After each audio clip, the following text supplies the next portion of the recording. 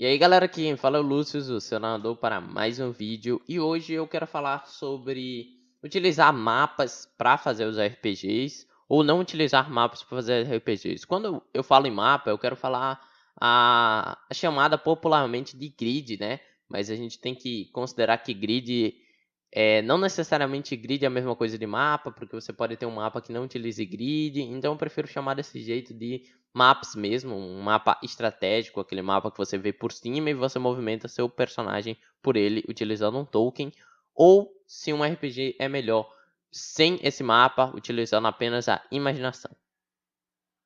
Primeiro eu começo falando que são duas coisas diferentes, e hoje em dia minha opinião é que depende do RPG, mas eu vou explicando por que cada uma. Primeiramente eu vou explicar um pouco da minha trajetória em RPGs. Primeiro, eu joguei 3 campanhas feitas completamente com a imaginação na questão de mapas e cenários.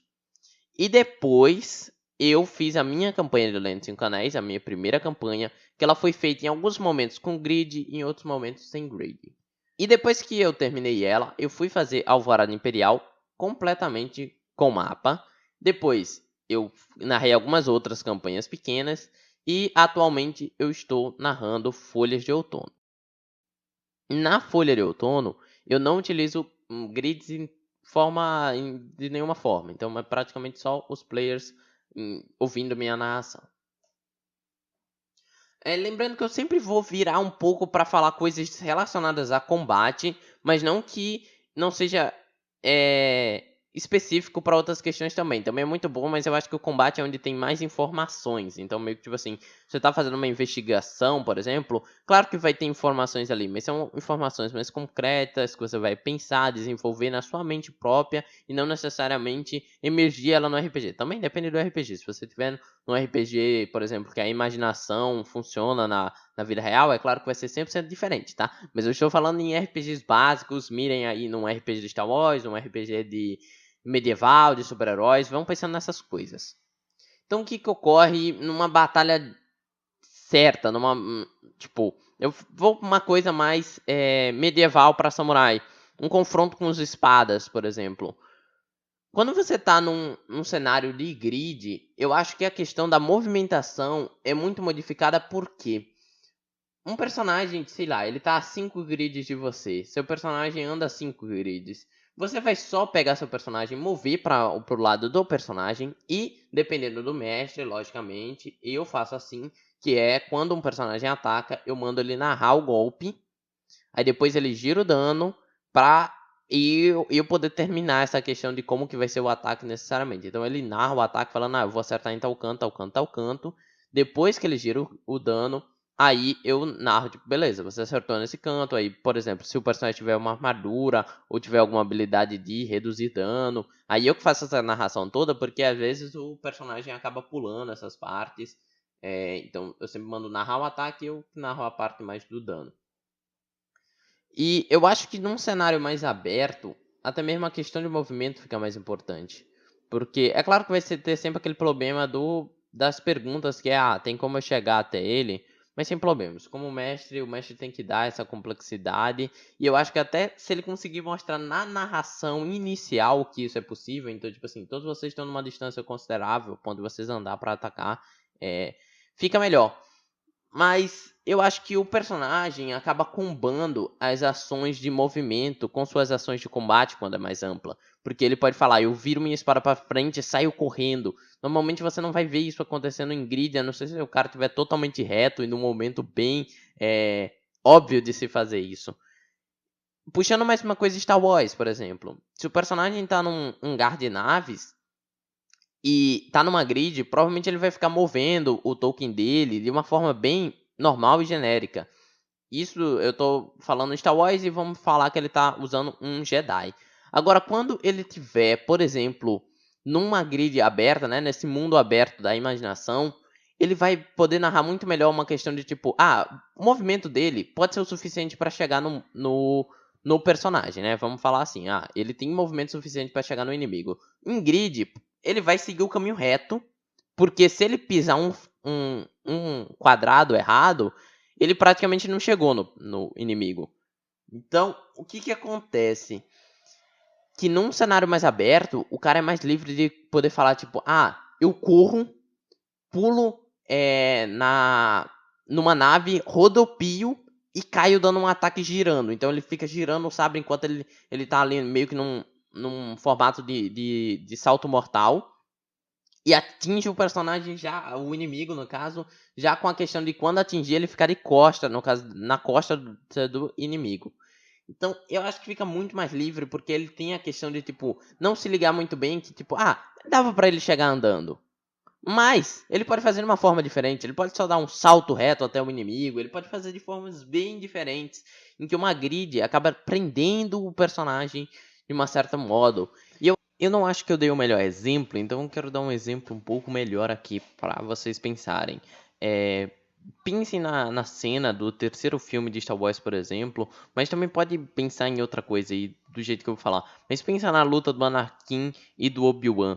O quanto, em meio aos combates, enquanto eles estão degladiando com o sabre, eles se movimentam. Isso não tem no RPG de grid, porque sempre vai ter aquela questão, você fez o movimento e atacou. Sabe também uma coisa samurai, dois samurais correm um para cima do outro e usam sua katana, eles sacam e dão um ataque, meio que lembrando um pouco de Aijutsu. Sabe aquela cena onde o personagem bate e depois continua correndo, aí os dois param e depois um deles, que vai ser o cara que vai ter sido atingido, vai cair no chão, ou os dois caem no chão? Não tem como fazer isso muito em grid, porque você vai ter que mover os personagens após eles ter feito seu movimento e seu ataque. Então, meio que tipo, o personagem corre. Sabe aquela coisa também de tipo, quando você tá numa batalha de espada, você não fica 100% reto com seu inimigo. Você vai girar ele, vai contornar ele nos ataques. E isso perde na grid. Imagina dois personagens de grid, você tendo que mover ele enquanto eles estão brigando. Então você vai movendo um personagem, vai movendo um do lado do outro. Isso acaba perdendo muito. Agora, quando você tá falando, você pode fazer de uma forma bem melhor. Então vocês vão andando para trás enquanto estão atingindo com seu sabre, ele abaixa e passa por você e dá um ataque nas suas costas. Uma dessas coisas é uma narração, tipo, quando você tá numa grid, por exemplo, um personagem foi te dar um ataque, você desviou e depois você deu um ataque, você fala, do que ele passa direto com o golpe dele, eu dou nas costas dele. Meio que interpretativamente era pros dois personagens ter trocado de local nesse ataque que eu acabei de narrar. Mas a gente não faz isso em grid, então é outra coisa que eu acho que a grid acaba perdendo muito. Mas como eu disse, opinião. Então, eu penso que, tipo, numa campanha samurai, que é além dos 5 anéis, então, a recente eu tô fazendo sem grid, e eu acho que ela tá ficando muito mais legal. Eu consigo lembrar dos personagens correndo na floresta, e os monstros indo atrás, e é uma coisa que eu não tenho em grid. Em grid, quando eu começo a imaginar a cena, eu não imagino ela, assim, em um formato mais de... Eu não sei, vai de cada um, né? Se imagina numa questão mais de um filme, pensando no live action, ou se acaba pensando num anime, num desenho, na questão do ataque. Mas quando é uma grid, eu só consigo imaginar a grid e os tokenzinhos se movendo. Há pouco tempo atrás eu tava com uma opinião de não tem que ser feito com grid nenhum, mas eu tenho que dar um exemplo, por exemplo, a minha campanha de Mutantes Ano Zero, eu joguei ela completamente utilizando o grid e eu não vou parar de utilizar grid nela. Eu acho que numa campanha como a que eu tô jogando, que é um mundo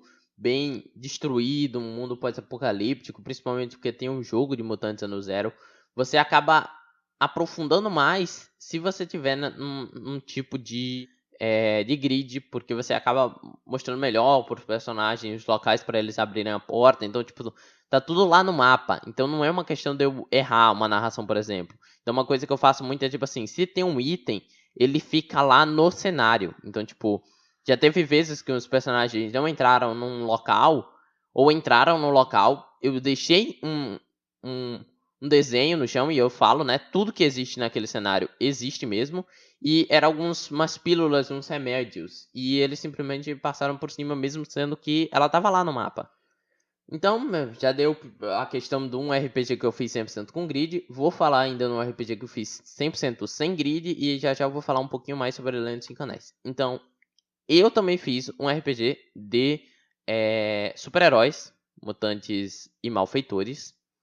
E eu fiz ele 100% sem grid e farei ele 100% sem grid até o final dele. Porque imagina um RPG onde tem, por exemplo, um Superman da vida, ele pode andar, ele pode voar muito rápido. Então, e acaba ficando mais livre pra mim poder fazer assim, tipo, o personagem tá num prédio e ele salta pra outro prédio.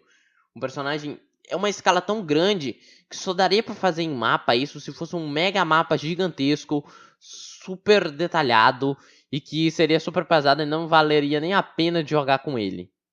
Então, é um RPG que eu acho de super-herói. Não sei se algum de vocês já jogou um RPG de super-herói. Recomendo muito, é uma das coisas mais legais que você pode fazer usando RPG, que é jogar um RPG de super-heróis. E, cara, imaginar todo o meu RPG com grid é totalmente. Cara, é desgastante pra mim pensar nisso. E, como eu tava falando, né? Eu sempre senti que depende muito do RPG. E hoje em dia eu acho que eu perdi muito com minha campanha de Lendas e Anéis. A minha primeira campanha, eu não usei grid em todos os momentos. Mas eu não consigo lembrar bem. Teve partes bem interessantes que poderiam ser feitas sem grids. E eu acho que seria bem melhor pra minha mente conseguir associar ela. Então, tipo, teve uma luta em Beren Pass. Na verdade, uma grande de uma batalha em massa que eu não lembro muito dela, porque eu utilizei grid. Agora, uma invasão que teve em Otanzan-Ushi, eu lembro dela dos mínimos detalhes, porque eu só utilizava um mapa de Otanzan-Ushi e a localização dos players, mais ou menos onde eles estavam, mas não necessariamente, tipo, se eu tivesse botado que eles estão na rua, eles necessariamente estão numa rua reta, eles podem ter entrado numa casa e coisas do tipo. Então, cara, eu acho que eu perdi muito com a questão de não saber qual RPG é melhor para utilizar a grid. Então, eu recomendo que cada um de vocês pare, pensem, associem. Então, tipo, por mais que você seja o cara 100% grid, sabe? Aquele grid on, sempre com grid. Tem que ter mapa, tem que ter tudo. Dá uma parada, uma pensada nesses RPGs que eu falei, super-heróis, essas coisas tudo, e ver como não faz sentido que alguns RPGs não dão certo sem grid. E mesmo as pessoas que 100% não usam grid, tanto porque acham chato a construção, pensem que às vezes dá pra fazer aquele negócio de mutantes que eu falei. Às vezes você, como narrador, pode. E eu também acho que uma coisa que a grid ajuda muito é na narração, porque narração de cenário sempre é um pouco complicada pro mestre, porque o mestre pode narrar tudo e no final o personagem perguntar: teria um canto assim que. Um canto mais alto pro meu personagem se sentar?